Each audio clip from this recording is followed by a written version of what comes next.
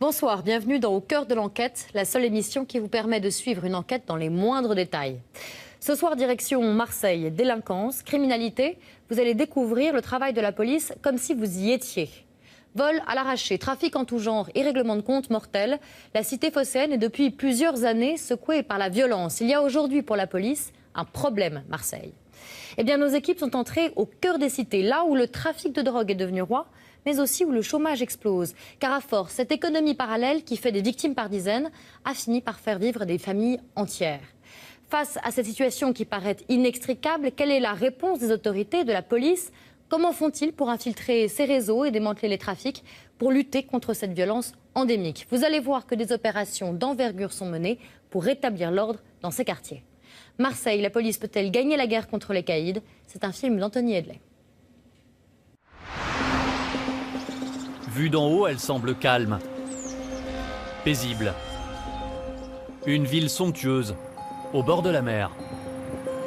Mais vue d'en bas, c'est une toute autre histoire.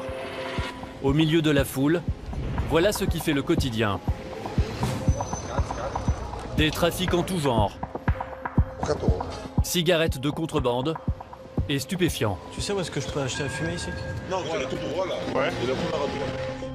Et des scènes comme celle-ci, beaucoup plus frappantes.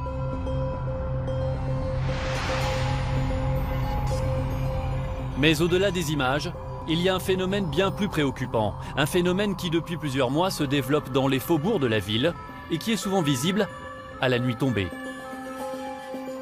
Le jeune homme qui était visé a été achevé de 2 balles dans la tête. Un homme, une figure du grand banditisme, abattu de plusieurs... À chaque fois, c'est à l'arme lourde que les malfaiteurs opèrent. Règlement de compte à répétition. Une quinzaine de morts depuis le début de l'année. 3 corps calcinés ont été retrouvés dans une voiture en flammes. On nous les brûle. On laisse même pas quelque chose pour les voir, pour les tenir, pour les embrasser une dernière fois. Pourquoi comme ça? Pourquoi? Une série noire qui fait la une et place désormais Marseille, la deuxième ville de France, sous haute surveillance.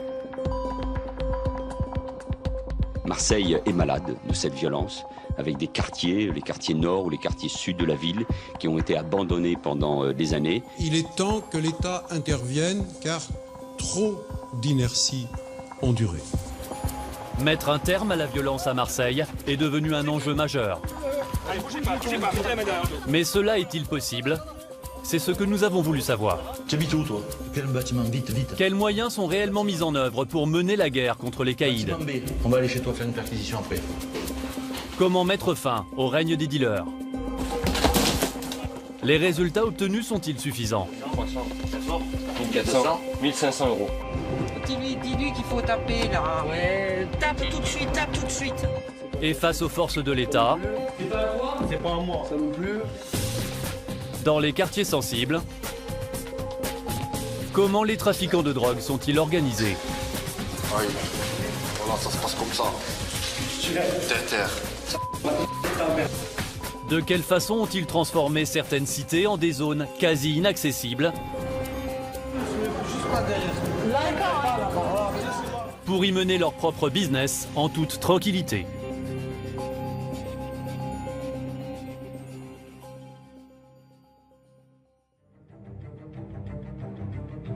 Ce qui est frappant lorsqu'on enquête sur la criminalité à Marseille, c'est que contrairement aux autres grandes villes françaises, la violence, les agressions ont souvent lieu en plein jour et en plein centre-ville. Depuis un an, la municipalité a fait installer 340 caméras de vidéosurveillance.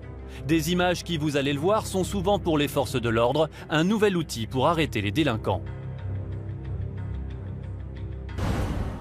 Non loin du Vieux-Port, au cœur de Marseille, le commissariat de Noailles. Sur les 17 commissariats que compte la ville, c'est sans doute l'un des plus exposés. Ici, le boss, c'est David Brugère. Il a été nommé commissaire il y a un an. Avec une mission, faire baisser la délinquance dans le centre-ville. Sous ses ordres, 500 hommes. Vous m'appelez quand vous êtes prêt. Okay. L'un des fléaux auxquels il est confronté, ce sont les vols avec violence, en particulier les vols à l'arraché. Marseille détient un triste record en la matière. 10 000 vols avec violence en 2012, 4 fois plus que la moyenne nationale. Avec en plus une spécialité locale, l'arrachage de colliers.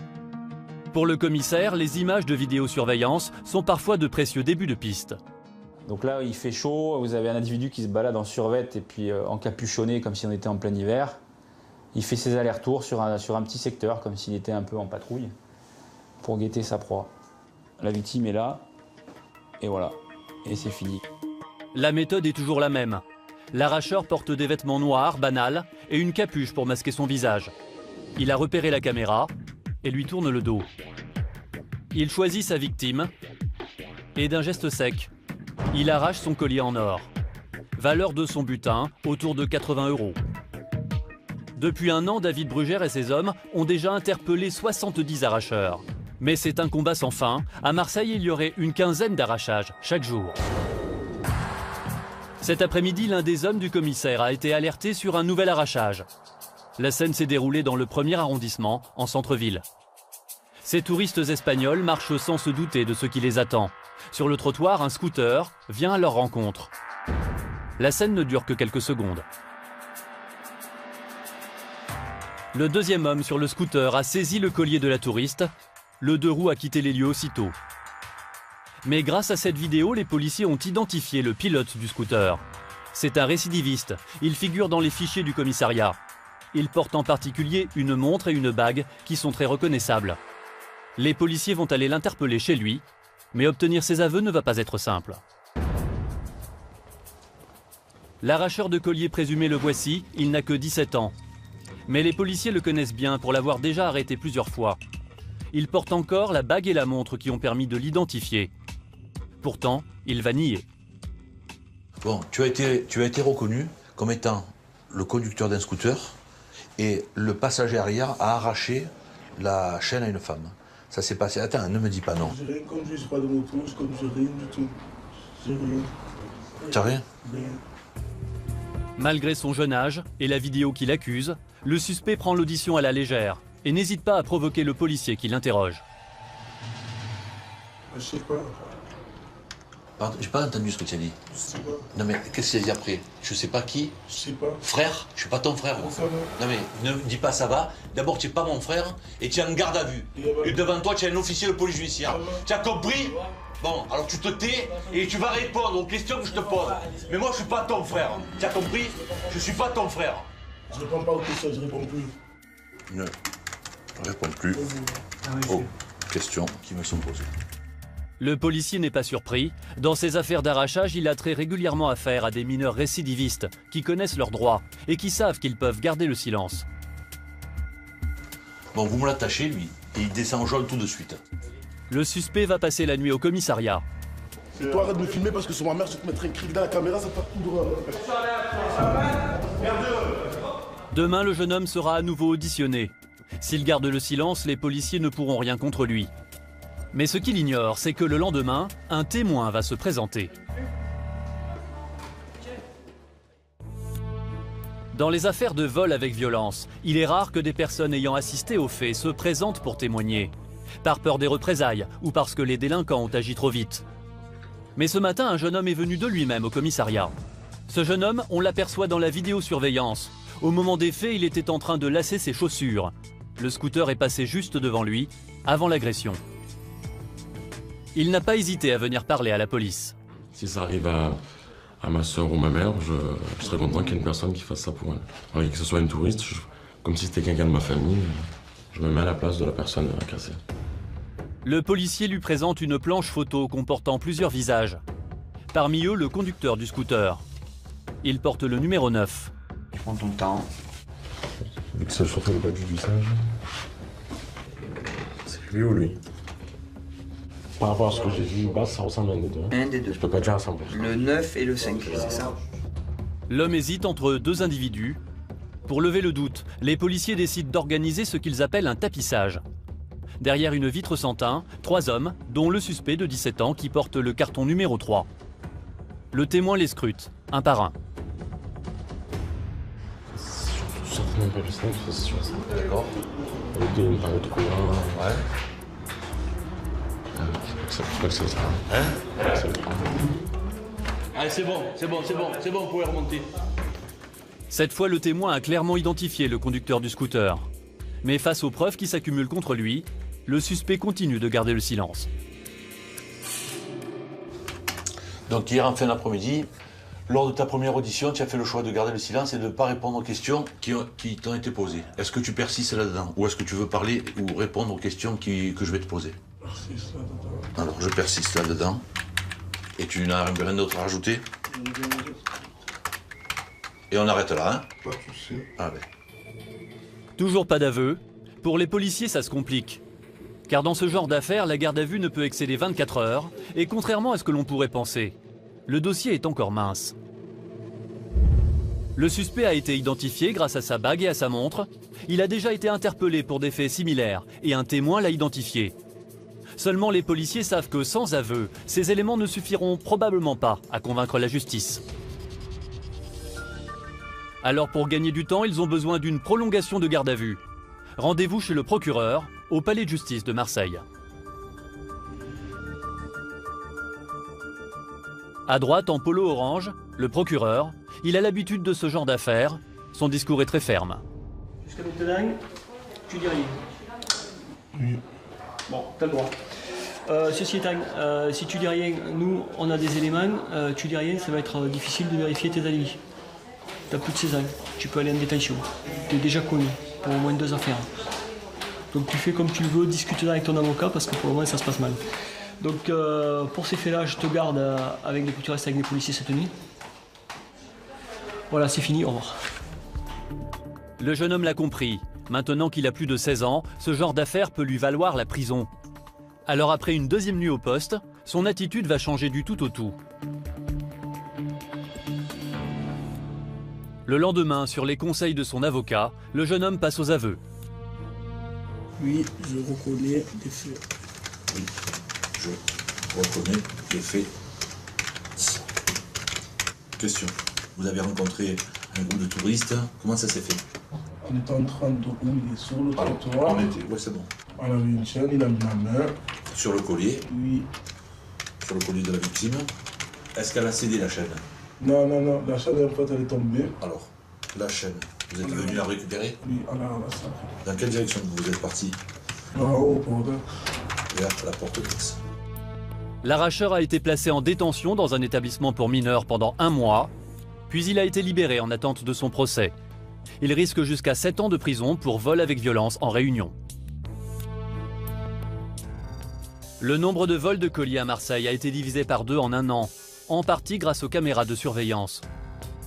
Mais le phénomène reste problématique et parfois très violent. On estime que 3 kilos d'or sont volés et revendus chaque mois dans la ville. Et si ce type de délinquance est si fréquent à Marseille, c'est parce qu'il est très facile ici pour un voleur de revendre bagues et bijoux. En plein cœur de la ville, la porte d'Aix est une place connue de tous les Marseillais. Un haut lieu de trafic illégal. Ici tout se vend, tout s'achète. Contrefaçon, drogue et cigarettes de contrebande. Combien? Ça dépend quoi. 4 €. Cet endroit, les hommes du commissaire Brugère y patrouillent régulièrement. En scooter, par équipe de 2, ils sillonnent le secteur. Parfois la chance leur sourit. Ce jour-là, en passant, ils ont repéré une personne suspecte.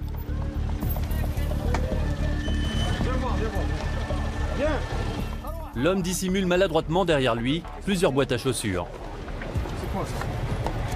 À l'intérieur, 4 cartouches de cigarettes et des dizaines de paquets qui vont être saisis. Le vendeur est arrêté et conduit au commissariat. C'est en venant ici presque tous les jours que les policiers réussissent parfois à arrêter un revendeur.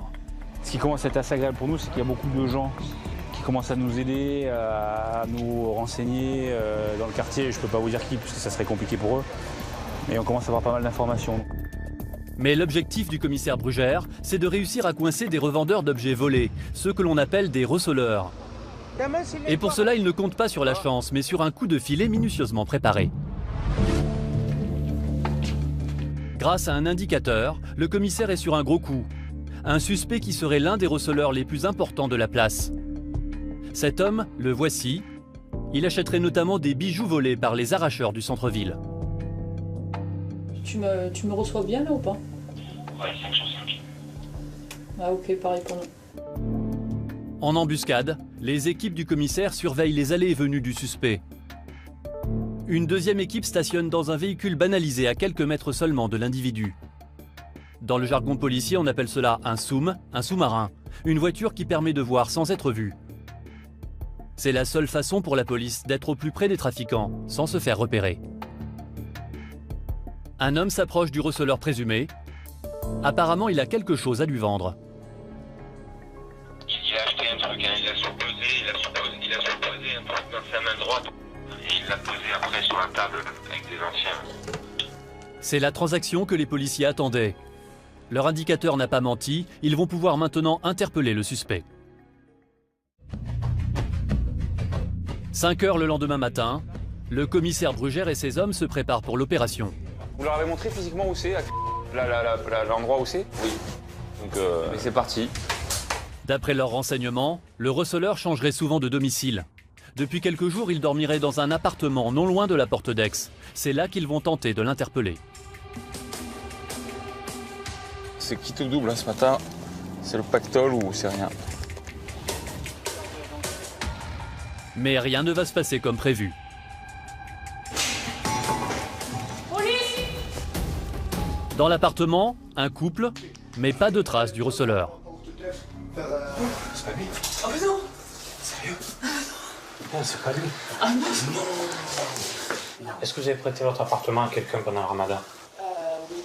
À qui? Son prénom, c'est quoi? Ah c'est bon, on n'a pas faux alors. Le receleur a bien dormi ici il y a quelques semaines, mais l'homme dit ne pas savoir où il dort maintenant. En revanche, il désigne facilement une quantité de matériel informatique haut de gamme que le receleur stocke chez lui. Il y a 2 écrans. Tu as vu? Ces ordinateurs proviennent probablement d'un cambriolage, une belle découverte. Mais le receleur, lui, reste introuvable. Pour le commissaire Brugère, la course contre la montre a commencé. Le souci, c'est qu'à partir de là, c'est vrai que le temps joue un peu contre nous. Le receleur est peut-être déjà au courant de l'opération de police. Le commissaire et son équipe doivent le trouver au plus vite, sinon il risque de quitter la ville. Et cette fois, c'est la chance qui va donner un coup de pouce aux policiers. Alors qu'il circule porte d'Aix, en pleine rue, il tombe soudain nez à nez avec le receleur. Attendez! L'interpellation est immédiate. Bah ouais, on a un petit coup de cul là pour une fois là, c'est énorme. Ouais. Le receleur semble plutôt coopératif. Il donne l'adresse de l'appartement dans lequel il aurait dormi la veille. Peut-être est-ce là qu'il stocke les bijoux et les objets volés qu'il a rachetés. La vague. Là, ça commence à me plaire. Les policiers s'y rendent aussitôt. Oh, bouge pas, lève tes mains. La fouille des lieux commence. Mais au bout de quelques minutes, les policiers comprennent que le suspect leur a menti. Il a pas dormi là? Il a pas dormi là? Il n'y a pas ses affaires, il n'y a aucune de ses fringues, il n'y a pas ses tongs, il n'y a que dalle. Donc il nous cache un appart. Ouais. Aucun effet personnel du suspect sur place, et désormais l'homme s'est muré dans le silence. Pour les policiers, il ne reste plus qu'une seule possibilité pour boucler l'affaire.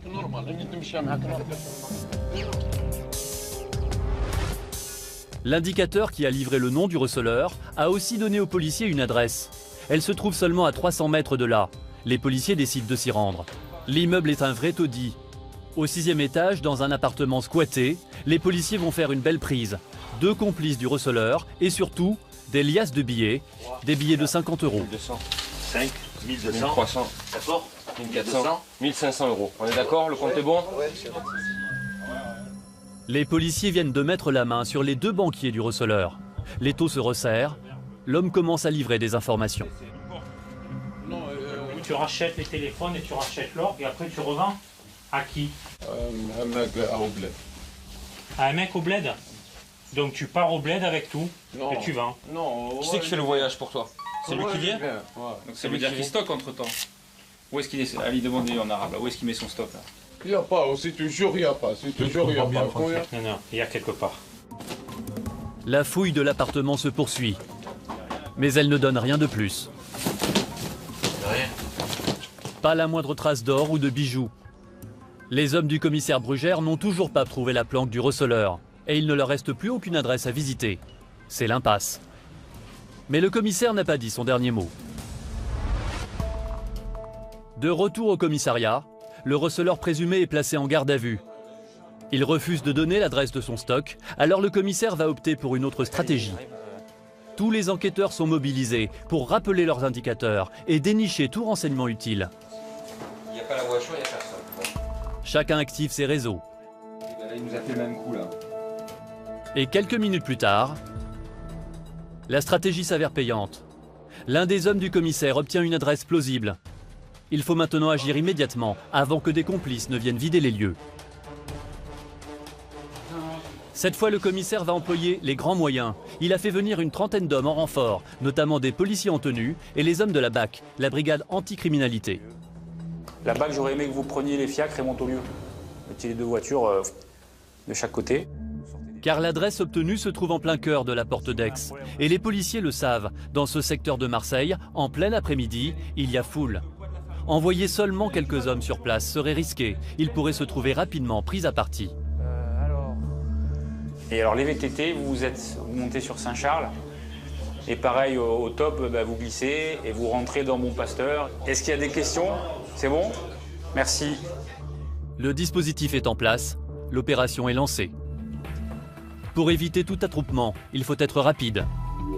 L'immeuble est un vieux bâtiment marseillais assez dégradé. La porte est close et l'interphone ne fonctionne pas. Les policiers vont devoir improviser. C'est oublié ça. Dans une opération de flagrant délit, la loi les autorise à enfoncer la porte. 1, 2, 3. Tiens, empêche-moi. L'immeuble n'est qu'en partie habité. Mais dans l'appartement visé, cette fois, c'est le jackpot. Tout ça, rempli. Yes. Tout ça, c'est rempli. Yes. Tout ça, c'est rempli. Dans un renfoncement, les policiers ont découvert la caverne d'Ali Baba. Des dizaines de cartouches de cigarettes. Après comptage, il y en a 250. Valeur, 10 000 €. C'est un festival. Une balance de précision pour peser l'or, mais aussi des bijoux. Or blanc, ouais, on commence à trouver de l'or, donc c'est bon signe. Et même de faux papiers d'identité. Alors, là tu as des cartes d'identité, donc il doit faire aussi un trafic de... Alors on va tout vérifier, mais il doit faire un trafic de papier. C'est un supermarché de tout. Hein. Le commissaire ne pensait pas découvrir pareil trésor. Un complice qui veillait sur le stock du receleur est également arrêté. Le gérant du magasin de cigarettes, entre guillemets, c'est lui. Donc on commence à refaire un peu le puzzle. Comme des trophées, les saisies du jour sont exposées sur le trottoir, en pleine rue. Une façon pour les policiers de montrer aux délinquants qu'ils occupent le terrain. Aujourd'hui, ils ont mis fin au trafic d'un des plus gros receleurs de la porte d'Aix, un succès comme il ne s'en présente pas tous les jours. Le receleur risque jusqu'à 10 ans de prison et 750 000 € d'amende. Les vols à l'arraché sont l'un des fléaux contre lequel le commissaire Brugère tente de lutter à Marseille. Mais le problème le plus grave, c'est le trafic de drogue et les violences qu'il provoque. Règlement de compte, exécution sommaire en pleine ville. Aujourd'hui, quand Marseille fait la une des journaux, c'est presque toujours pour des faits extrêmement violents, liés aux rivalités entre trafiquants. En 2012, le département a enregistré 24 meurtres liés à la guerre des gangs. Et il y en a déjà eu 15 depuis le début de l'année 2013. Des meurtres de plus en plus souvent commis à l'arme de guerre, comme les Kalachnikov. Il faut dire que le trafic de drogue est un business qui irrigue l'ensemble de la cité phocéenne. Une économie parallèle, structurée, qui génère un chiffre d'affaires colossal, jusqu'à 50 000 € par jour dans certains quartiers. Ce trafic tue, mais au quotidien il fait vivre des dizaines de milliers de personnes. Les dealers bien sûr, mais aussi leurs familles et leurs proches. Oula, là-dedans. Et la drogue circule aujourd'hui depuis les quartiers tenus par les trafiquants, jusque dans les rues du centre-ville de Marseille.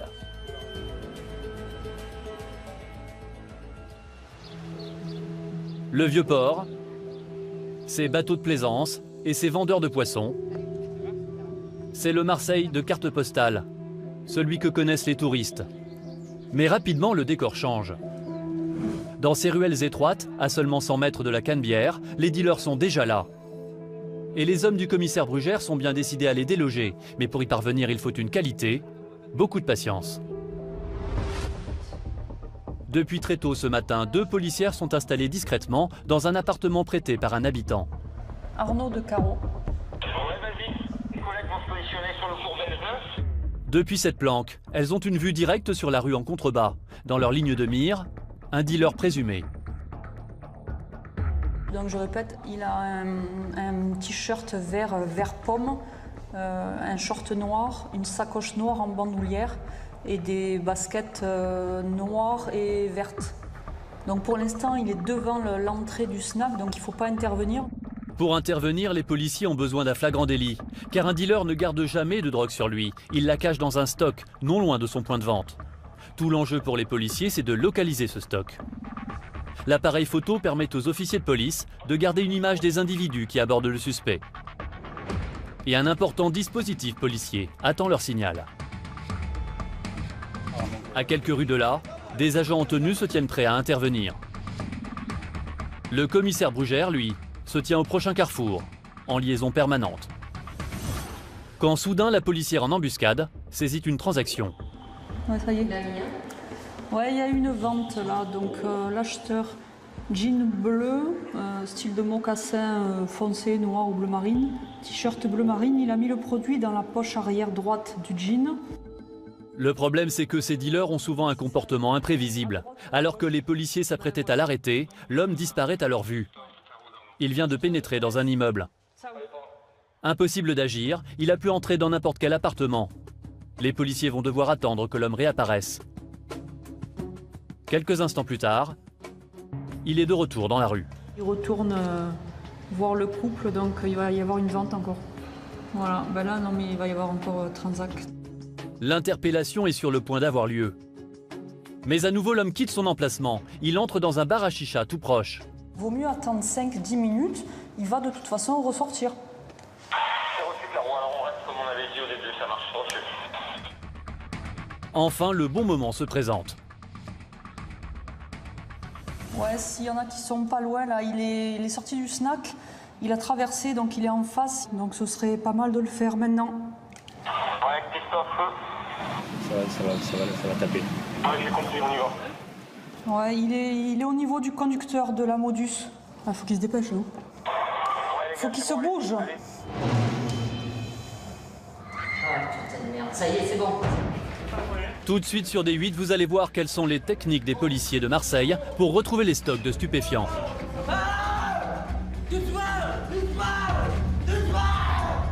Oh oui! Oh oui! Oh oui, ça c'est beau ça! Vous verrez également comment les trafiquants ont fait de certaines cités des territoires où règne la loi du plus fort, et comment certains citoyens essaient de leur résister, malgré les risques de représailles. Quand il a été battu à coups de barre de fer, qu'il a eu des points de suture et tout, j'ai eu vraiment peur qu'il le tue, quoi. Le problème, c'est que ces dealers ont souvent un comportement imprévisible. Alors que les policiers s'apprêtaient à l'arrêter, l'homme disparaît à leur vue. Il vient de pénétrer dans un immeuble. Impossible d'agir, il a pu entrer dans n'importe quel appartement. Les policiers vont devoir attendre que l'homme réapparaisse. Quelques instants plus tard, il est de retour dans la rue. Il retourne voir le couple, donc il va y avoir une vente encore. Voilà, ben là non mais il va y avoir encore transac. L'interpellation est sur le point d'avoir lieu. Mais à nouveau, l'homme quitte son emplacement. Il entre dans un bar à chicha tout proche. Vaut mieux attendre 5-10 minutes, il va de toute façon ressortir. C'est reçu, Claro, alors on reste comme on avait dit au début, ça marche, reçu. Enfin, le bon moment va se présenter. Ouais, s'il y en a qui sont pas loin, là, il est sorti du snack, il a traversé, donc il est en face, donc ce serait pas mal de le faire maintenant. Ouais, Christophe. Ça va taper. Ouais, j'ai compris, on y va. Ouais, il est au niveau du conducteur de la Modus. Ah, faut qu'il se dépêche, hein. Faut qu'il se bouge. Ah, putain de merde, ça y est, c'est bon. L'homme est interpellé. C'est bon, interpellation en cours. Top pour l'affaire.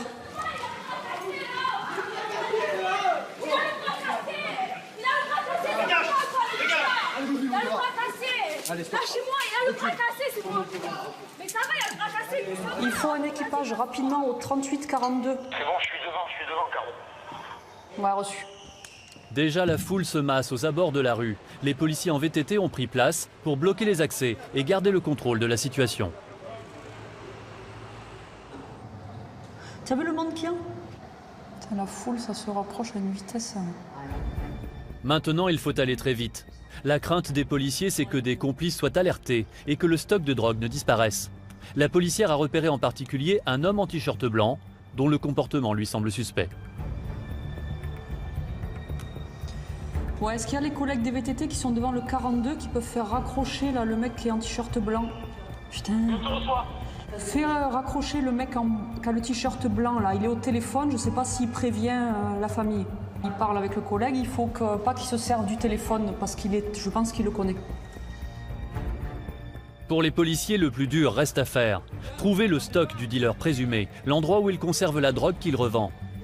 Peut-être dans l'immeuble dans lequel il est entré après sa transaction. Dans la cage d'escalier, le chien semble avoir flairé quelque chose.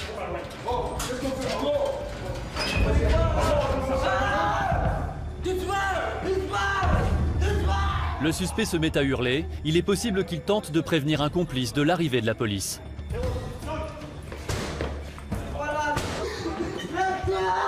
Mais dans l'appartement, la seule personne présente est sa mère. Dans la confusion ambiante, les policiers gardent en tête que c'est le stock du suspect qu'ils doivent trouver. Non. Le chien, il a marqué en bas dans la boîte aux lettres, vous êtes au courant? Ouais. Est-ce qu'il y en a que dans la boîte aux lettres? Je te parle. Est-ce qu'il y en a que dans la boîte aux lettres? Dans la boîte aux lettres, j'ai pas, monsieur. Il n'y en a pas ici? Quand il n'y en a plus dans la boîte aux lettres, comment tu fais? Tu remontes le chemin. Monsieur, cassez pas la porte, s'il vous plaît. C'est ta faute. La porte de la chambre du dealer est enfoncée pour tenter de localiser sa cache. Donc quand le chien marque, ça veut dire qu'il y a eu trace de produits stupéfiants, on cherche. Le chien se trompe rarement en fait. Ça intéresse. Où ça? Le meuble là. Tu la fous la patte au chien. Ça sent le chien. Ça sent un shit à plein de tubes là. Ah oui, putain. Jeune, il y a quoi là-dedans? Là, il n'y a même pas besoin d'être un chien pour sortir. Pourtant, dans l'appartement, pas de traces de drogue. Seulement des paquets de billets de banque.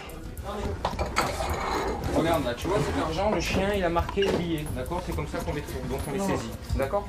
C'est pas moi-même ça. Mais on le saisit quand même. Maman, elle t'a pris tes sous. Mais ce chien-là ne marque pas l'argent, il marque le stupéfiant. Donc s'il a marqué ici avec les billets, c'est que les billets ont été en contact avec les stupéfiants, ce qu'on pourra après déterminer éventuellement avec des analyses poussées. L'argent liquide est compté devant le jeune homme avant d'être saisi à son tour. 2200 €. Pourtant, les policiers en sont sûrs. Le dealer conserve forcément un stock de drogue, non loin de son point de vente. C'est dans la boîte aux lettres que le chien renifleur avait marqué que les policiers trouvent enfin ce qu'ils cherchaient. Mais bien sûr que non, c'est pas à toi, évidemment que c'est pas. C'est pas à moi. Non, c'est pas à toi, sûr. Ça non plus. C'est pas à toi? C'est pas à moi. Ça non plus. C'est pas à toi. Tu vas passer un mauvais moment avec nous, toi. Ça, c'est ce qu'il y a dans ce truc. C'est pas à moi. Tu vas apprendre à nous connaître. Du shit et de la coke. Mais ce jeune homme dit que ce n'est pas lui. De la cocaïne et quelques barrettes de cannabis. Un bon début, mais les quantités sont faibles. Les policiers pensent qu'il existe une cache plus importante ailleurs. Pendant l'interpellation, un autre groupe de policiers a perquisitionné le bar à chicha tout proche, dans lequel le dealer s'est rendu lorsqu'il était sous observation. Ils y ont découvert une grande quantité de drogue. Des barrettes de résine de cannabis. Ça, c'est des barrettes à 20 ou 30 €. Ça a été trouvé derrière le comptoir sur le compresseur. 18, 19, 20, 21 et 22 et demi. Il y a là pour 600 € de résine de cannabis. Le patron du bar à chicha est aussitôt arrêté. Le fait de trouver cette drogue dans son établissement permet de le fermer immédiatement pour trafic de stupéfiants. Oui, c'est bien, ça montre que nos efforts ont payé. Qu'on n'a pas passé tant d'heures à surveiller pour rien. Et alors que les policiers s'apprêtent à quitter les lieux, une nouvelle information va faire rebondir l'affaire. Un policier a reçu un appel anonyme. Quelqu'un affirme que la mère du dealer s'est débarrassée de quelque chose, juste avant l'arrivée de la police tout à l'heure. Les collègues ont été informés que, apparemment, c'est la mère de l'interpellé. Quand elle a su que son fils était interpellé, elle a balancé sur le toit de l'immeuble un sac, donc ça peut être intéressant. La seule façon de vérifier l'information, c'est de remonter dans l'appartement. C'est Renou. Asseyez-vous, madame, s'il vous plaît. Qu'est-ce qu'on cherche? Un sac qui aurait été jeté par, a priori, la mère. La mère aurait jeté un sac par la fenêtre. Nous sommes au 5e et dernier étage. Il n'est pas tombé dans l'arrière-cour? L'un des hommes du commissariat se lance sur le toit. C'est au-dessus, Chris. Ah, génial. Quand soudain... Oh oui! C'est bon, il a vu. Il y a effectivement un sac plastique sur le toit. Oh oui! Oh oui! Oh oui, ça c'est beau ça! Des pains de cannabis, une balance de précision et un couteau pour trancher la drogue. Un petit nécessaire du parfait dealer. Cette fois, c'est la mère du suspect qui va devoir s'expliquer. Mais sachez, c'est vous qui avez jeté ça, madame. Non. Si, madame. Vous avez été vu par un témoin, c'est vous qui avez jeté ça. Non, monsieur, excusez-moi. Ne vous excusez même pas, madame, ne vous excusez pas. Je suis votre cas. Je vous jure que j'y suis rien. Je sais même pas qu'est-ce qu'il fait. Je te crois pas. C'est pas la peine, je te crois pas. J'ai rien à voir dans tout ça, monsieur. Non, j'ai dit une voix. La mère aurait donc bien entendu les cris de son fils et tenté de cacher la drogue sur le toit. Elle doit être entendue par les enquêteurs. Mais dans l'appartement, ses enfants en bas âge ont assisté à son arrestation. Le commissaire tente de les rassurer en leur expliquant la situation. Quel âge tu as? C'est ton frère? Et quel âge tu as toi? 3 ans. Et ça va, tu fais pas de bêtises à l'école? Non. C'est vrai? Faut bien obéir, hein. Mais pourquoi non? Parce que elle a fait quelque chose de pas très bien, donc on l'a récupéré. Il faut pas mentir à la police. Toi, t'as une tête à pas faire des bêtises, toi. Commissaire, c'est difficile quand il y a des enfants présents. Oui, carrément, carrément. En plus, ils sont en bas âge. Là, on a récupéré tout le noyau familial, le petit frère, la sœur, la mère. Mais bon, on n'a pas le choix, hein, donc on trouve des solutions, on s'adapte. Mais c'est pas très réjouissant. Ça, c'est pas très réjouissant. Vous faites la peine? Bah, c'est mon métier. Hein. On a tous des enfants. Les enfants sont pour rien là-dedans. Hein, donc, quelque part, ils sont pris un peu en otage par la situation dans laquelle la famille se trouve. Pendant l'absence de la mère, c'est la fille aînée qui s'occupera des plus petits. Un point de vente de drogue neutralisé au centre-ville, de l'argent et des produits stupéfiants saisis, l'opération est une réussite. Fin de journée, toute la brigade est rentrée au commissariat. Dans la guerre qui les oppose aux trafiquants, les policiers ont le sentiment ce soir d'avoir gagné une manche. C'est gratuit, merci, joli camp, monsieur. Le commissaire Brugère prend le temps de remercier chacun de ses hommes. Quand on est policier, c'est ce qu'on recherche. On recherche à attraper les voleurs, récupérer de la drogue, interpeller. C'est ça le boulot de flic, c'est ça. Donc c'est important de voir aussi ce qu'on a récupéré pour tout le monde. On voit un peu le fruit du travail collectif. Le travail collectif se mesure ce soir sur une balance. Ce sont les pains de résine de cannabis qui ont été saisis dans l'appartement du dealer. Ça passe bien au moins. Il y a 450. 570, 69, 570 grammes, un peu plus de 1200 € de marchandises. Mais arrêter un petit dealer, ça ne sert pas à grand chose. Un autre le remplacera rapidement. Alors le lendemain, les interrogatoires vont commencer avec un objectif, obtenir les aveux du dealer et du patron du bar à chicha, et surtout en apprendre le plus possible sur le réseau qui les alimente.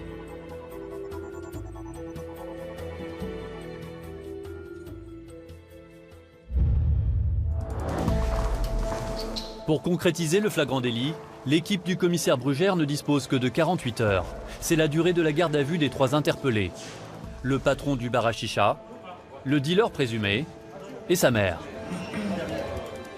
Dans ce bureau, l'interrogatoire a commencé pour le patron du bar et l'homme n'est pas coopératif. Tu vas arrêter de crier dans le bureau. Vous me laissez pas parler. Moi je te dis que tu vas arrêter de crier. Tu as compris? Le gardé à vue est très agité. Ce qui l'inquiète le plus, c'est qu'à l'extérieur, on puisse penser qu'il coopère avec la police. Je ne vais pas balancer les gens, je pas une balance. Je ne vais pas balancer les gens, je vous dis je sais pas. Après c'est vous qui savez. Je sais pas, c'est je sais pas. Je veux pas balancer, c'est une autre chose. Marquez je veux pas balancer alors. Marquez je veux pas parler, c'est tout. Je veux pas parler, c'est pas je veux pas balancer, je veux pas parler. Vous savez très bien, la vérité, ce qu'il y a à moi. Ça existe des gens moi, qui je ne sais savent parler. pas. Après déjà je veux pas parler, j'ai peur des représailles. C'est tout. Pourquoi tu je le veux dis pas pas? parler, je veux pas parler, c'est tout, chef. Dans une ville comme Marseille, tout se sait très vite.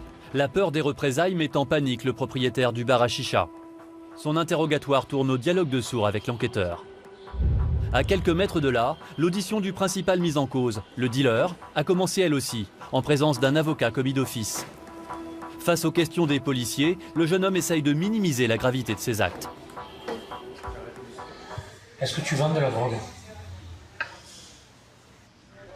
Je vends des gens que je connais. Oui. Je Je vends, mais que à des gens que je connais. Quel genre de drogue tu vends?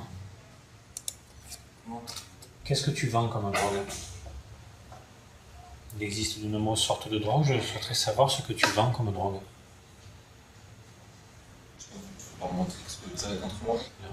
Je te pose des questions.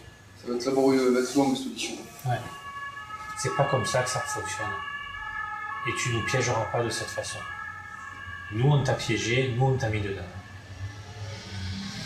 Tu as voulu jouer, c'est bien. Ça a marché un moment, ça t'a permis de ramener pas mal de choses et ça t'a permis d'améliorer beaucoup le quotidien à la maison. Maintenant tout ça c'est fini. Donc je te demande quel genre de drogue tu vends. Ça dépend.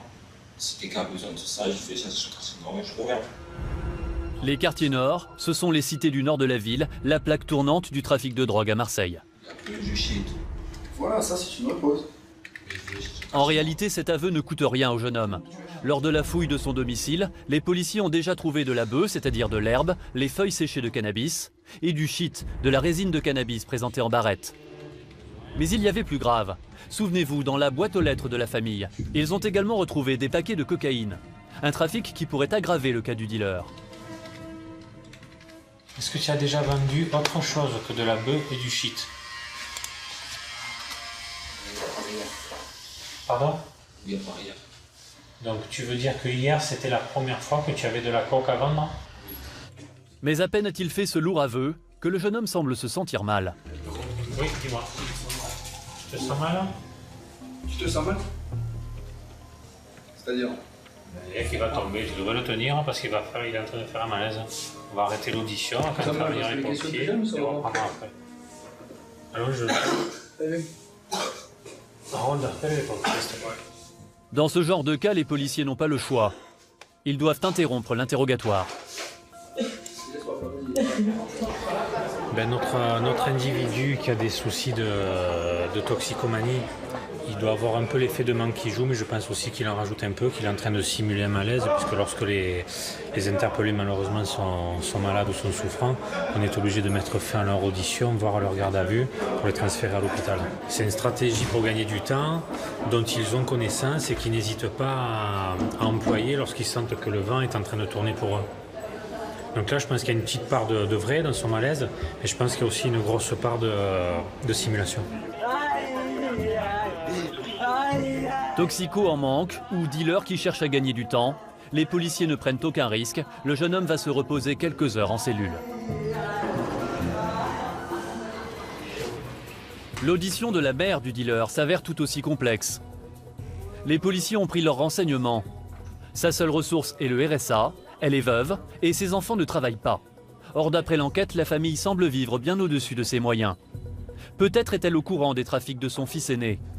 Interrogée en présence de son avocate commise d'office, elle nie toute implication. Est-ce que vous saviez que votre fils, il vendait de la drogue? Pas du tout. Je vous entends pas. Je savais pas. Je savais pas. Vous savez s'il gagne de l'argent, votre fils? Il gagne pas du tout d'argent ou vous savez pas? Je sais pas. J'ai jamais vu mon fils avec de l'argent. Est-ce qu'il travaille en ce moment, madame? Non, il travaille pas. Vu son âge, il ne perçoit aucun revenu. Il touche pas d'ACDIC, ni de RSA. Il est trop jeune. Saviez-vous que cette drogue se trouvait sur votre toit? Non, pas du tout. La seule accusation que les policiers peuvent porter est celle d'avoir dissimulé le sac plastique. La mère aurait caché la drogue sur le toit. Mais le témoin qui a renseigné les policiers à ce sujet est un témoin sous X, c'est-à-dire un témoin anonyme. Cela risque de ne pas être suffisant face aux dénégations d'une mère de famille. Alors le directeur de l'enquête va utiliser une ruse pour la convaincre d'avouer sa complicité. Madame, pouvez-vous prendre ça à la main et me le rendre, s'il vous plaît?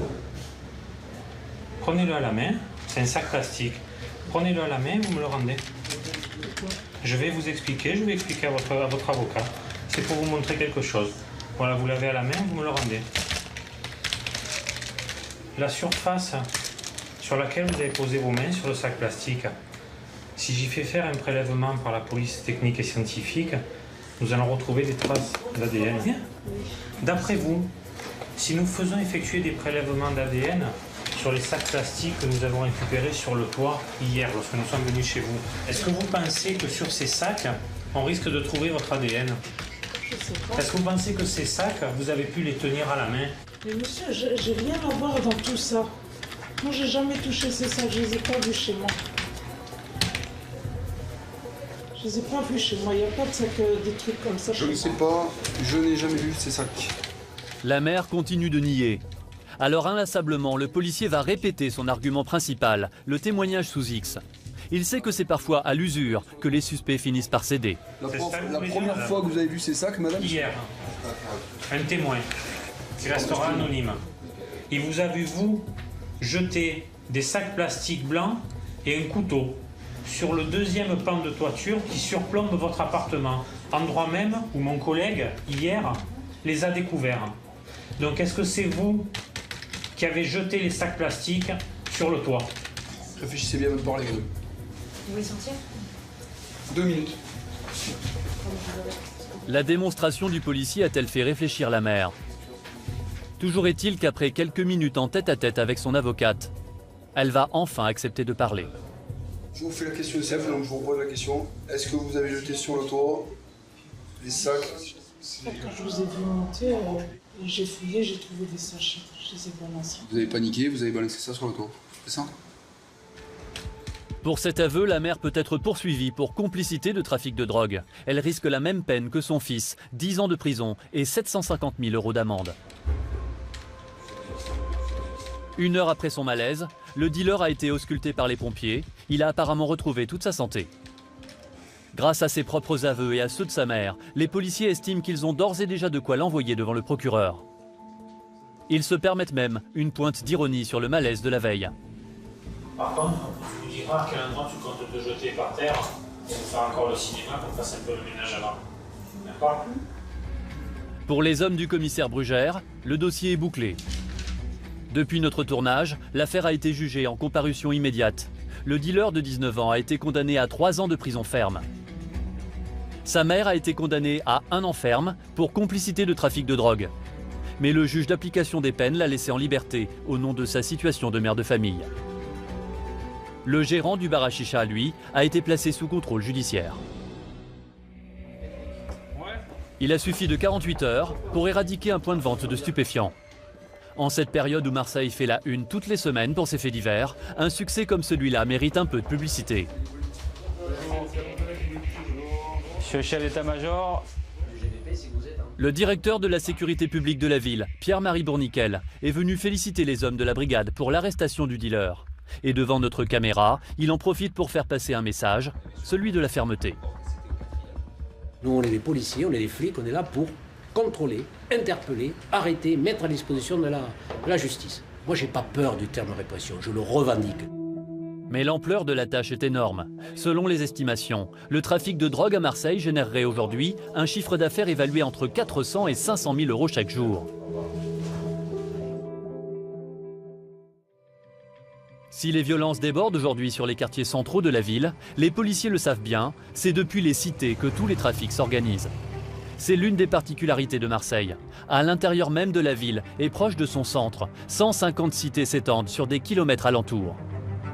40 d'entre elles, au moins, sont considérées par les forces de l'ordre comme des lieux de deal. Comme par exemple la Castellane, la Cayolle, Herbel, les Micocouliers, les Cèdres, les Bleuets, Bassins ou le Plan d'Aou.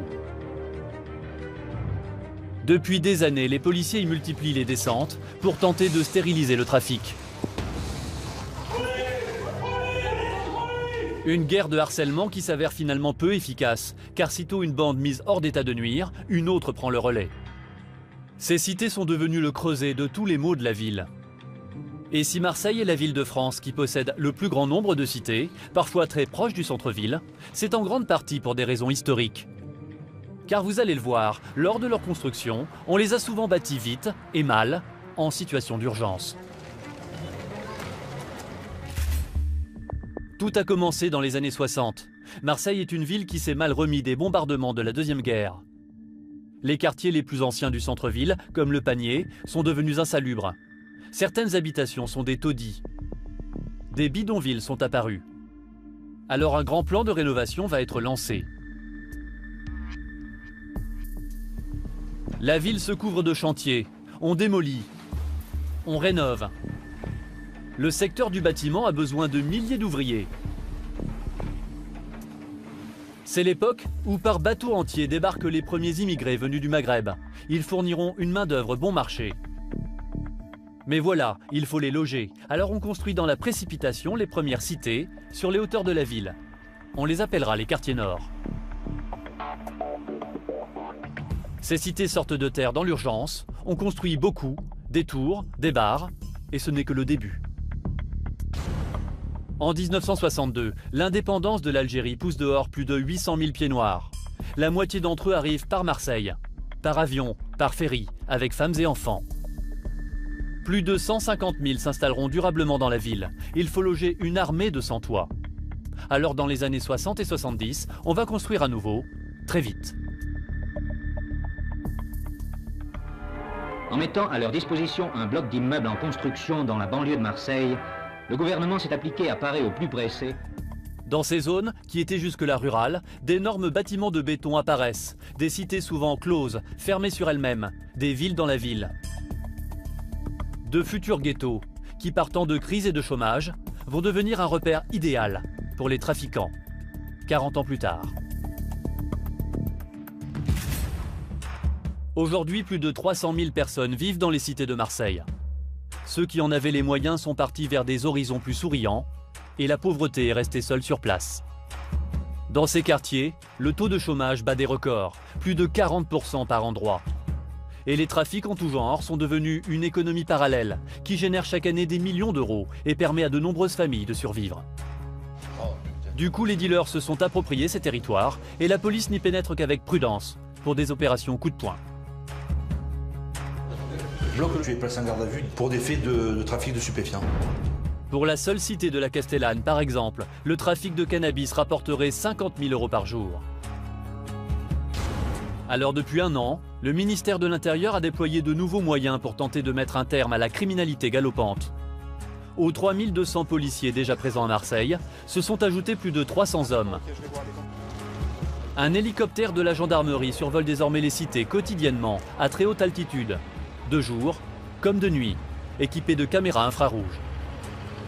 Grâce à ces caméras, en toute discrétion, les policiers marseillais observent les trafiquants. Ils étudient leurs réseaux, des réseaux parfaitement structurés. Tout ça, c'est quand même bien organisé, bien hiérarchisé. C'est pas quelque chose de complètement anarchique. On est sur des personnes qui ont des rôles définis, des rôles de guetteurs, des rôles de vendeurs, des rôles de gérants d'un plan, c'est-à-dire d'un point de vente. Tout ça pour des tête de réseau, avec une rémunération qui est prévue, faite aux guetteurs, aux charbonneurs, donc le charbonneur étant celui qui vend au gérant du plan, avec la prise en compte notamment du repas, tout ça.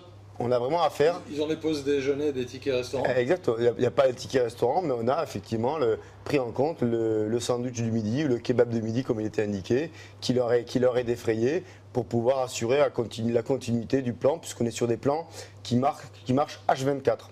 Un guetteur, il peut gagner entre 70 et 80 euros par jour. Le vendeur, ça peut aller jusqu'à 150 à 200, 300 euros par jour. Et ensuite, on monte. Celui qui est vraiment le plus gagnant dans l'organisation, c'est la tête de réseau. Si les trafiquants se jouent aisément des forces de l'ordre, c'est parce que les lieux de deal sont nombreux, proches du centre-ville et simples d'accès. Rien de plus facile pour les acheteurs que de se rendre dans ces supermarchés de la drogue et repartir avec une barrette de résine de cannabis. Alors comment fonctionne le deal et le trafic de l'intérieur? Nous en avons fait nous-mêmes l'expérience. Le quartier de la Belle de Mai, à la frontière des quartiers nord. Nous tournons en caméra cachée. Et dès l'entrée, on s'aperçoit qu'ici, acheter des stupéfiants est d'une très grande facilité. Tu sais où est-ce que je peux acheter à fumer ici? Non, tu vas tout droit là. Ouais. Et la première à droite. Excuse-moi, est-ce que tu sais où est-ce que je peux acheter à fumer ici? L'autre 42 à droite. Tout de suite sur D8, Vous allez voir comment les dealers ont transformé certaines cités marseillaises en marché de la drogue à ciel ouvert. Il y a moyen d'acheter quelque chose ou pas? Tu peux pas du shit. Vous verrez également que pour enrayer le trafic de stupéfiants, les forces de l'ordre appliquent désormais une nouvelle stratégie. Elle est baptisée « Approche globale ». Exceptionnellement, nous avons pu filmer de l'intérieur une opération coup de poing sur l'une des cités les plus chaudes de Marseille. Allez, bougez pas, mettez la main derrière le dos. Donnez-moi la main. Si les trafiquants se jouent aisément des forces de l'ordre, c'est parce que les lieux de deal sont nombreux, proches du centre-ville et simples d'accès. Rien de plus facile pour les acheteurs que de se rendre dans ces supermarchés de la drogue et de repartir avec une barrette de résine de cannabis. Alors comment fonctionne le deal et le trafic de l'intérieur? Nous en avons fait nous-mêmes l'expérience. Le quartier de la Belle de Mai, à la frontière des quartiers nord. Nous tournons en caméra cachée. Et dès l'entrée, on s'aperçoit qu'acheter des stupéfiants ici est d'une grande facilité. Tu sais où est-ce que je peux acheter à fumer ici? Voilà, tout droit là. Ouais. Et la première à droite. Excuse-moi, est-ce que tu sais où est-ce que je peux acheter à fumer ici? L'autre 42 à droite. Salut les man. On m'a dit qu'il y avait de quoi fumer ici. Il y a moyen d'acheter quelque chose ou pas? Tu peux pas du shit. Un truc bien quoi. T'as de la weed? 2 dealers sont installés ici. Un simple matelas leur sert de comptoir improvisé. Ça c'est vrai? Ouais, c'est des pochons de vin de shit de l'eau. Ça c'est un pochon de vin. Bon, je vous embête pas plus longtemps. Tu vois. C'est bien les mains. Des dealers qui se livrent en toute impunité au trafic de drogue. C'est un tableau devenu banal à Marseille. Mais pour les habitants des quartiers, c'est une situation de plus en plus difficile à vivre au quotidien. Nous nous rendons à Fontvert, dans les quartiers nord. Nora Preciosi est adjointe au maire de Marseille. Issue d'une famille de 13 frères et sœurs, c'est une enfant des quartiers. Elle a grandi ici et elle a vu petit à petit son environnement se dégrader au fil des ans. Bonjour, ça va? Tu vas bien et toi? Ta mère, ça va, la famille? Notre caméra attire les regards et il n'est pas forcément bien vu ici de parler aux journalistes. Mais Nora est chez elle, pas question de se laisser impressionner par les provocations de quelques jeunes qui la toisent du regard. Qu'est-ce qu'il a, lui? Qu'est-ce qu'il a? Qu'est-ce qu'il y a? Tu as un problème? C'est la joue voyou, là. Mais qu'est-ce que je m'en fous? Tu crois que j'ai peur? J'ai pas peur, moi. C'est-à-dire? Ben, il me fait... Le mec, là. Et en plus, il est même pas de la cité. Ça va? Ça va, alhamdoulilah.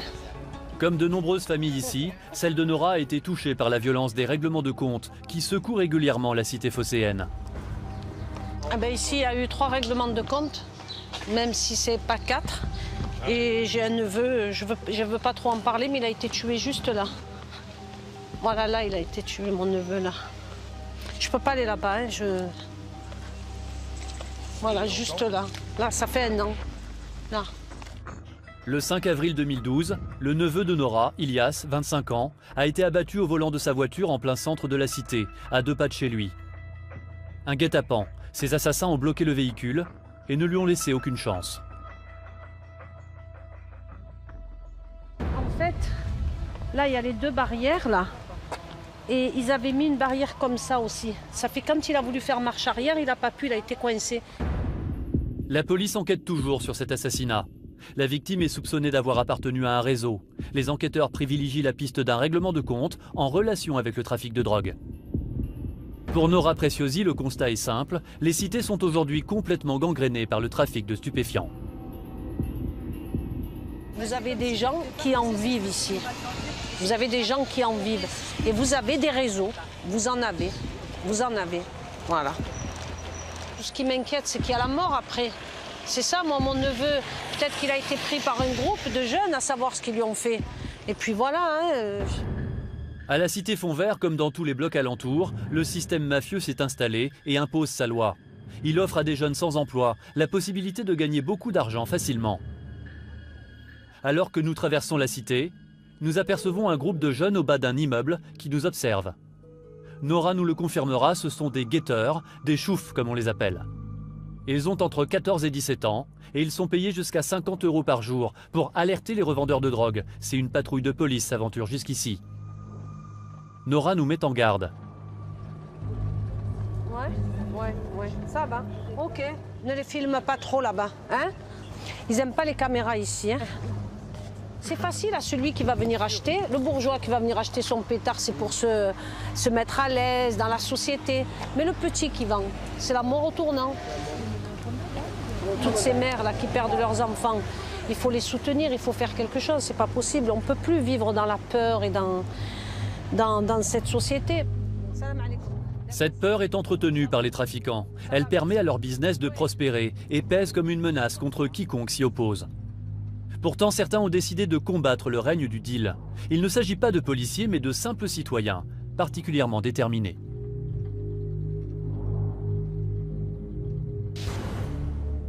Dans la cité voisine, Saint-Barthélemy, Céline est une mère de famille qui a osé s'opposer aux trafiquants.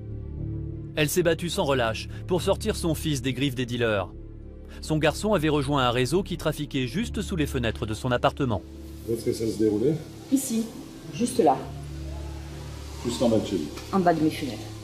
Depuis, les dealers se sont déplacés. Ils sont 20 mètres plus loin. Il est un peu plus en retrait vers là-bas. Un peu plus en retrait. Mais on peut pas y aller, c'est trop... Non, c'est trop risqué.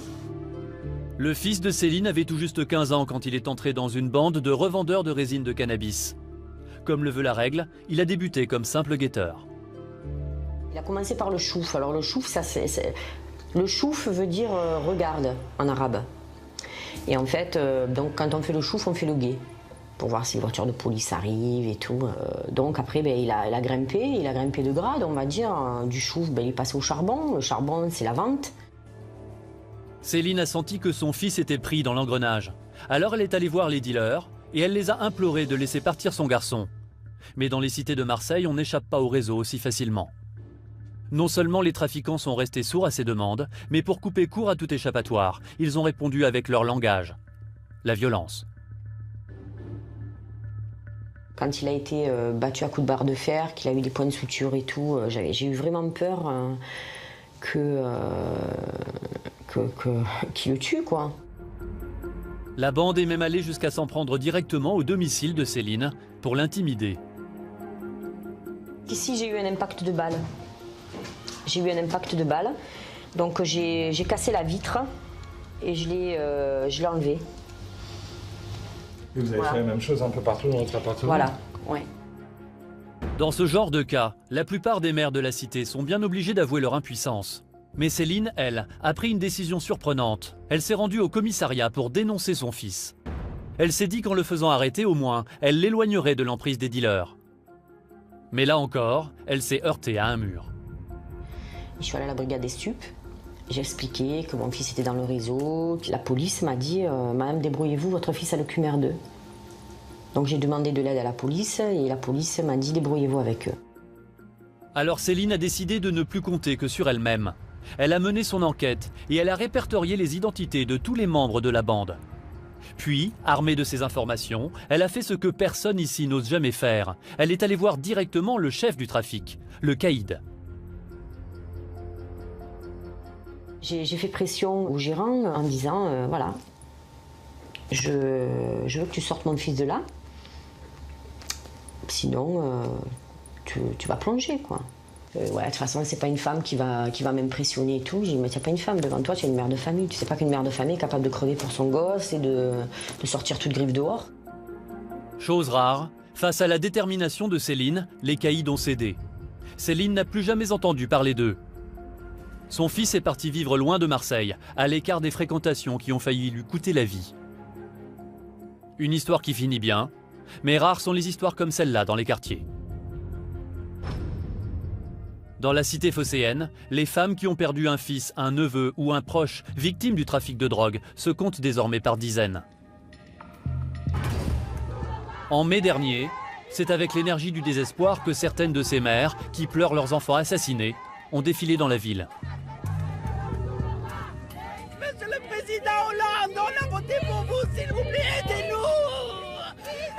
Aidez-nous, s'il vous plaît!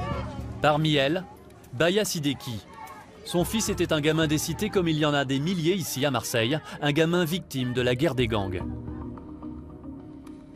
Faut arrêter tout ça. Alors maintenant, moi j'appelle les mamans, à toutes les mamans, sortez dans la rue, battez-vous pour vos enfants, ne laissez pas faire tout ça. Nos enfants, c'était pas des bandits, c'est pas des caïds, c'est pas des mafieux, hein? C'est des petits jeunes perdus, des petits jeunes qui attendent un boulot, des petits jeunes à qui on a promis du travail et tout. Il y a rien. On les laisse pourrir dans les quartiers nord de Marseille. Parce qu'on dirait que les quartiers nord de Marseille n'existent pas. On dirait que les quartiers nord de Marseille, il n'y a pas dans la carte de Marseille les quartiers nord. Le 15 mars 2013, Nabil, le fils de Baya, a été assassiné de façon particulièrement violente. Le corps du jeune homme a été retrouvé dans le coffre d'une voiture calcinée, non loin de la cité Fond-Vert où il habitait. Nabil venait tout juste d'avoir 19 ans. On nous les brûle, on laisse même pas quelque chose pour les voir, pour les tenir, pour les embrasser une dernière fois. Pourquoi comme ça? Pourquoi ce massacre? Tué puis abandonné dans la voiture à laquelle on a ensuite mis le feu, un mode opératoire devenu classique à Marseille. Ici on appelle ce genre de meurtre un barbecue. L'incendie du véhicule permet aux assassins d'éliminer toute empreinte et toute trace d'ADN. Une quinzaine de meurtres associés au trafic depuis le début de l'année. Comment stopper cette criminalité qui, comme une épidémie, gagne chaque jour un peu plus la ville? Quelle réponse pour qu'enfin la paix revienne dans les quartiers? C'est une préoccupation qui remonte désormais jusqu'au plus haut sommet de l'État. Enjeu numéro 1 pour les autorités, réinstaller le pouvoir et la loi à Marseille. Ce jour-là, Manuel Valls, le ministre de l'Intérieur, a fait le déplacement. Face à la spirale de la violence, le ministre veut affirmer haut et fort qu'il ne reste pas inactif. Nous gagnerons ce combat contre la délinquance pour redonner à Marseille tous les atouts pour son développement. Depuis bientôt un an, les forces de l'ordre ont mis en place une nouvelle stratégie. Elle porte un nom, l'approche globale, une méthode quasi militaire. Une action coup de poing qui cible un quartier sur une période de 30 jours à travers une mobilisation policière massive. Une stratégie de guerre qui en quelques mois a déjà été utilisée dans 18 cités marseillaises. Objectif, asphyxier les trafiquants et les pousser à quitter les cités. Alors comment fonctionne cette nouvelle méthode policière? Est-elle aussi efficace que le ministre le promet? Exceptionnellement, nous avons eu l'autorisation de filmer de l'intérieur la préparation et le déroulement d'une de ces opérations d'envergure dans une cité marseillaise. Vous allez voir que derrière le déploiement de forces spectaculaires, c'est toute la complexité et la violence des rapports de force dans la ville de Marseille qui apparaît.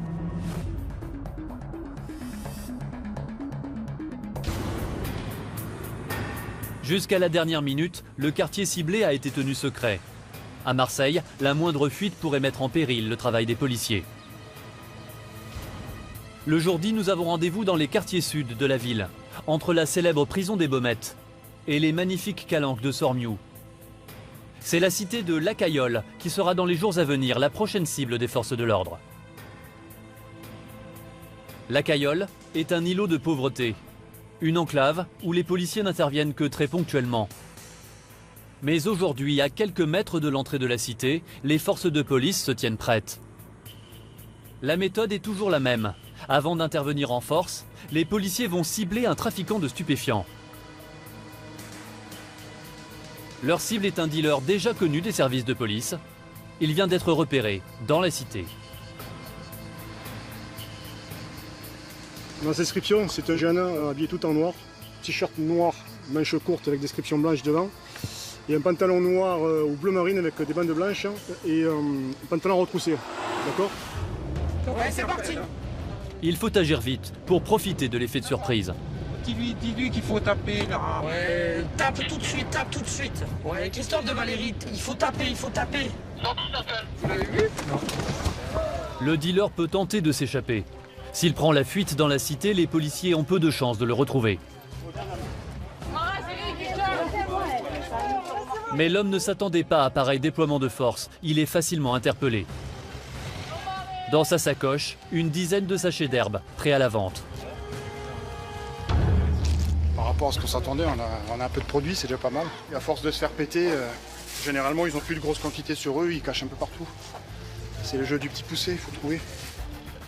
L'arrestation du dealer permet de passer à la deuxième phase de l'opération. Les policiers et leurs chiens renifleurs se déploient maintenant dans tout le quartier. Au milieu des habitants surpris, les policiers passent les environs au peigne fin. Voitures, maisons, parkings, et le moindre bosquet. C'est souvent dans ce genre de cage très simple que les trafiquants dissimulent leur drogue. Il est dans le... Il y a un peu d'herbe, trois pochons de coke et des barrettes de résine. Et de la coke, c'est déjà pas mal.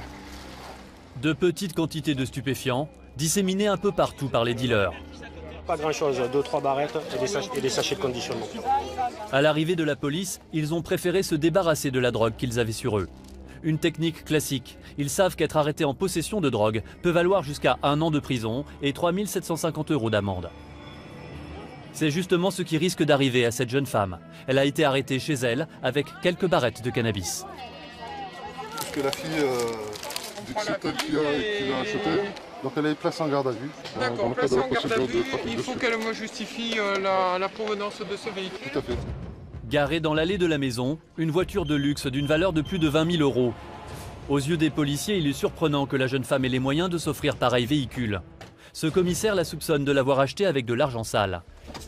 On a un véhicule qui est manifestement un véhicule de luxe et qui ne correspond pas du tout avec le train de vie des habitants. Donc on va essayer d'établir une procédure de non-justification de ressources. Ça commence à s'agiter. Dans la cité, la tension monte. Les habitants sont de plus en plus nombreux dans les rues, gênant les opérations. Les esprits s'échauffent. Les policiers ne vont pas s'attarder plus longtemps. D'autant que l'objectif de cette première journée est atteint, avec 2 personnes interpellées et des stupéfiants saisis. Ouvre-le, il fait chaud. Ouvre-le, il fait chaud. Arrêtez de filmer là. Les choses sérieuses, en réalité, commenceront le lendemain, car c'est toute la particularité de ces opérations approche globale. Pendant 1 mois, tous les jours, les forces de l'ordre ne vont plus quitter le quartier.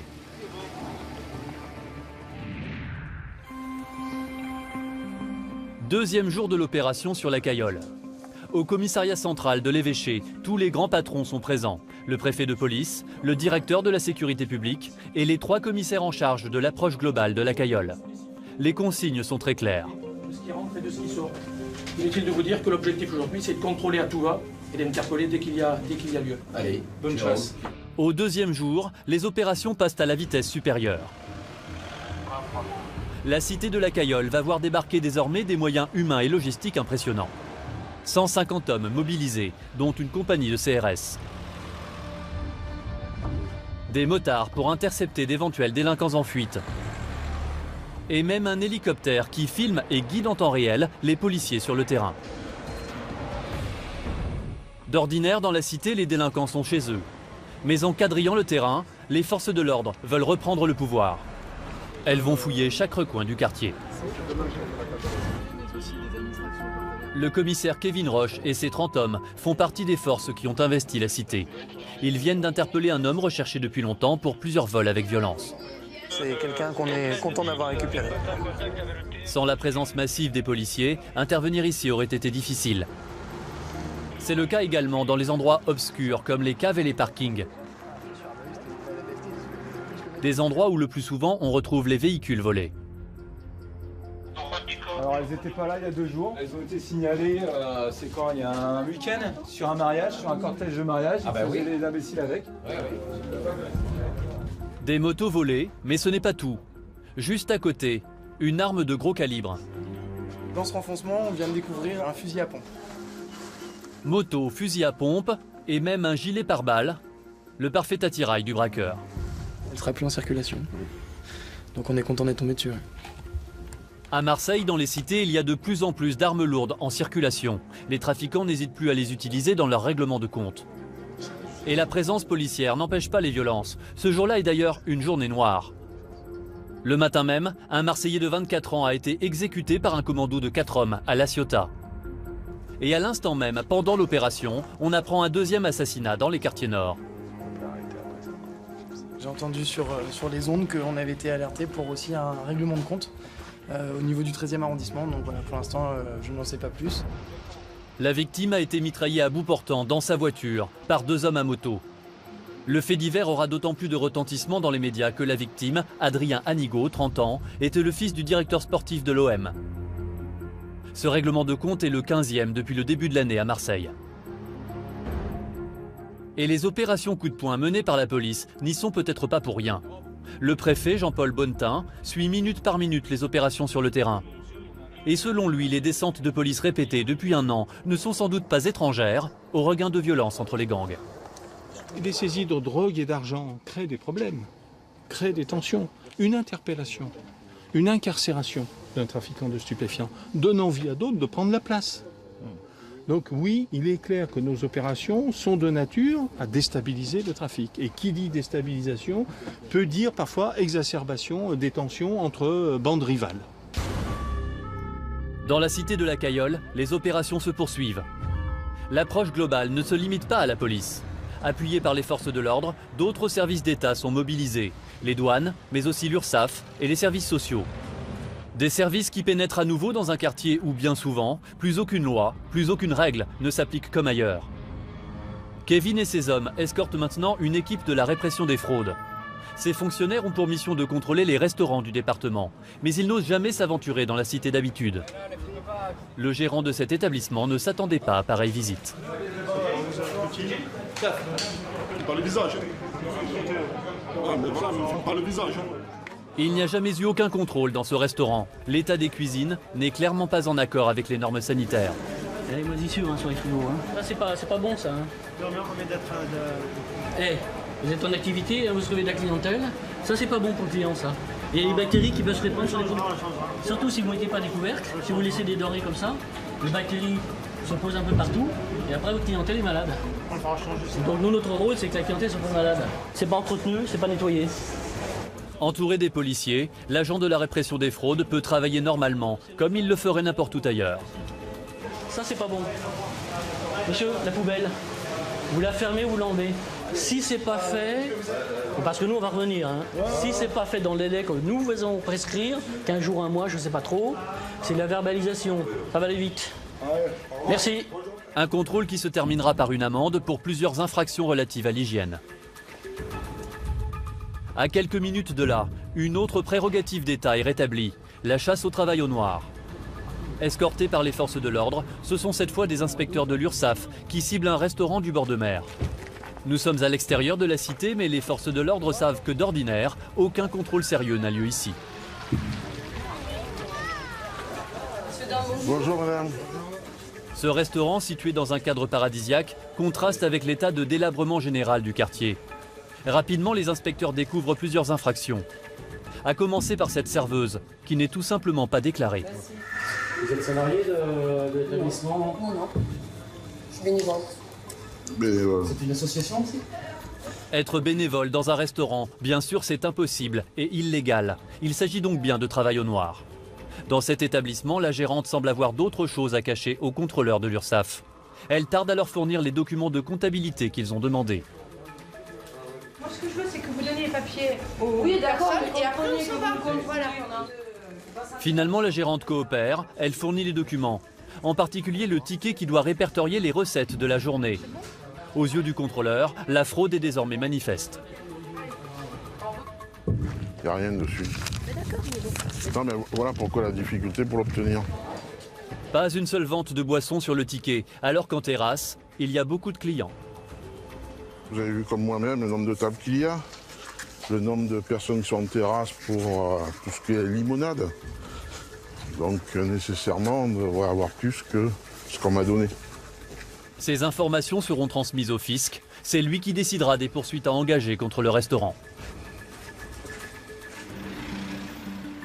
Grâce aux forces de police, l'URSSAF, la répression des fraudes et d'autres services ont pu retravailler normalement dans la cité. On n'avait pas vu ça depuis longtemps dans le quartier. Et vous allez voir que les policiers poussent le souci du détail plus loin encore. Depuis des années, les épaves de voitures s'entassent dans la cité.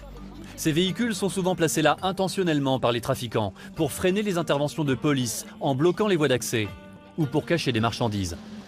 Alors à la Cayolle, un balai incessant de dépanneuses a commencé sous étroite protection policière. Mais les délinquants ne sont pas loin et ils vont montrer aux forces de l'ordre que ce territoire est toujours le leur.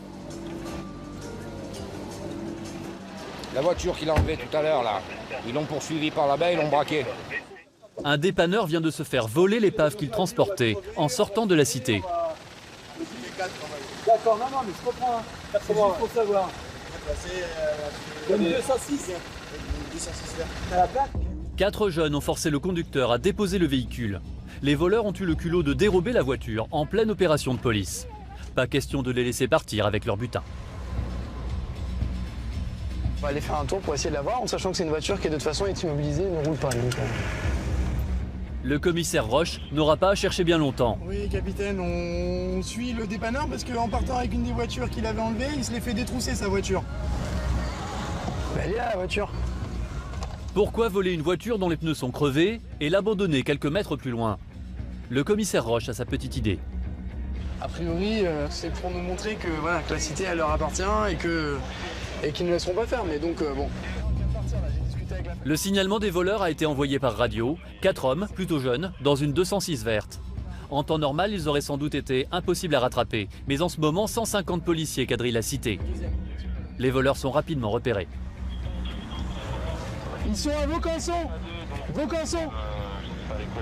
Les 4 hommes sont interpellés quelques minutes plus tard par les CRS. Allez, bougez pas, mettez la main derrière le dos. Donnez-moi la main. Cette fois, au jeu du chat et de la souris, les policiers ont gagné. Pendant un mois, ce ne sont plus les délinquants qui feront la loi à la Cayolle.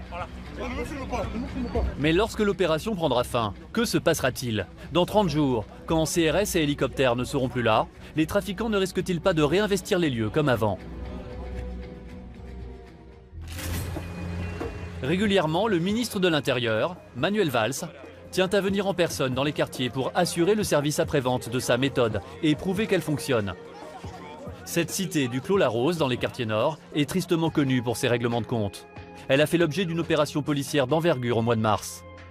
Alors quelques mois plus tard, le ministre veut démontrer que la police a repris en main le quartier et que l'endroit a retrouvé toute sa quiétude. Oui, un changement, bien sûr. Qu'est-ce qui a changé alors? Ça a changé, c'est calme, c'est très bien. On voit que les forces quand même sont présentes, c'est vrai qu'il y a beaucoup, il y a de la tension quand même. Pendant 3 semaines, avec la police, et maintenant on va voir la suite. On attend la suite. Car comme à chaque fois, l'opération a duré un mois et ensuite les forces de l'ordre sont reparties. Certains habitants ont peur aujourd'hui que les trafics ne reprennent rapidement.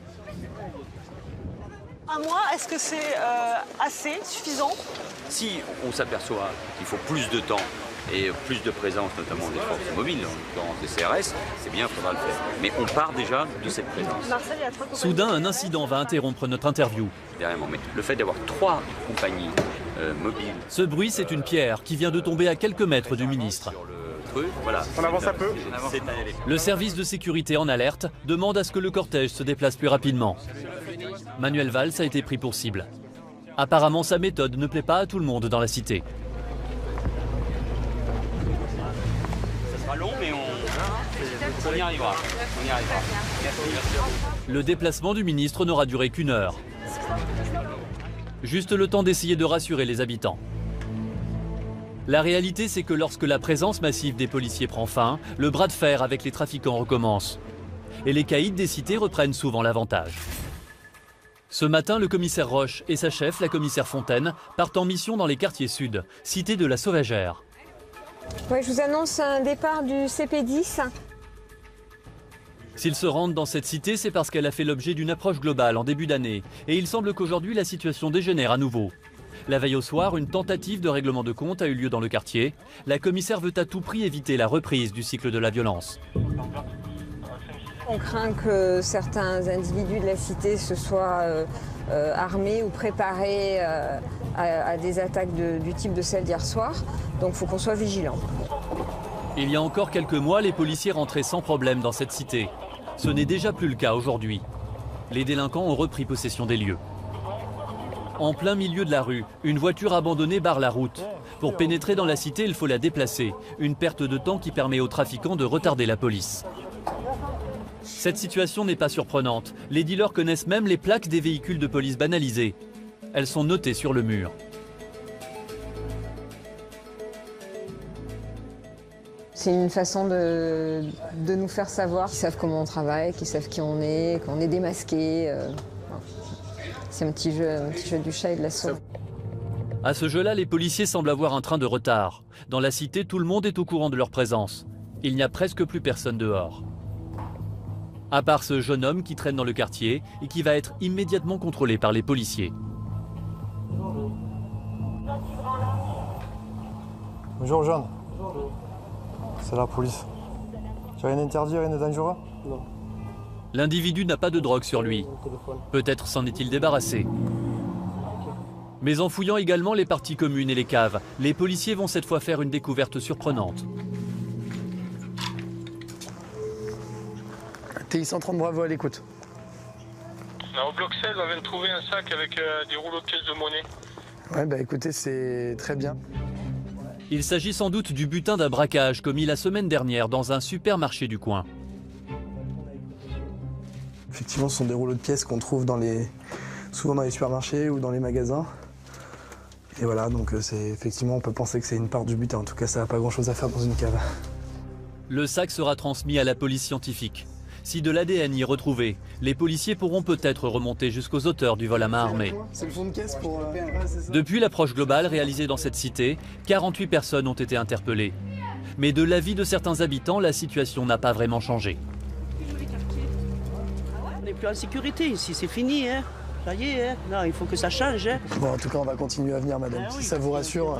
Oui, ça rassure. Eh ben voilà, c'est notre boulot et ben on va continuer. Non. Moi, j'ai rien contre. Hein. Non. Revenir chaque fois que c'est nécessaire, c'est un début. Mais est-ce suffisant pour éradiquer les trafics? À ce jour, une vingtaine de cités marseillaises a fait l'objet d'une approche globale. Un mois d'intervention policière lourde.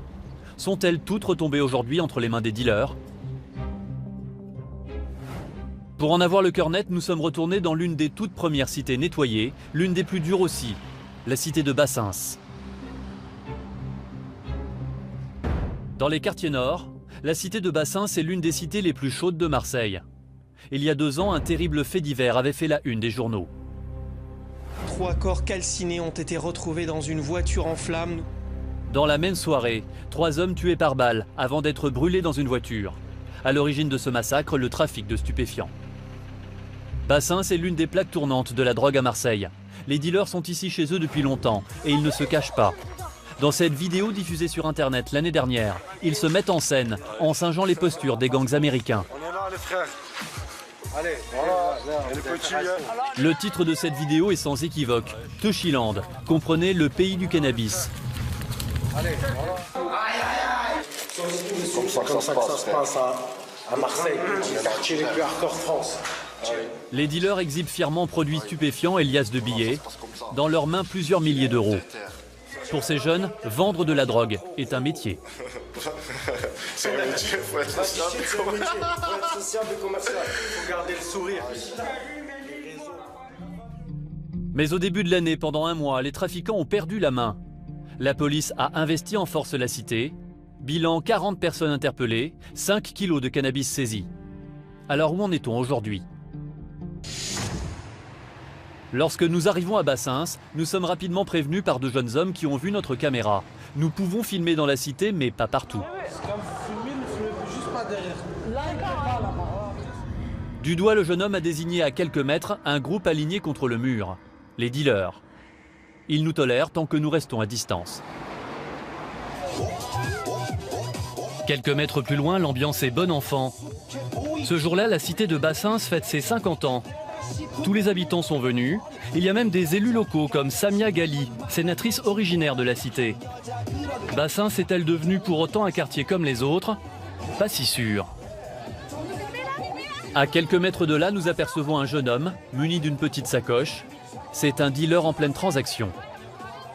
Personne n'y prête attention, un peu comme s'il faisait partie du paysage. À Bassens, la vie a donc repris comme avant. Les habitants cohabitent à nouveau avec les trafiquants. Est-ce que les opérations de police récentes gênent les trafics? C'est certain. Mais dans les cités dans lesquelles nous avons enquêté à ce jour, les dealers semblent avoir encore le dernier mot.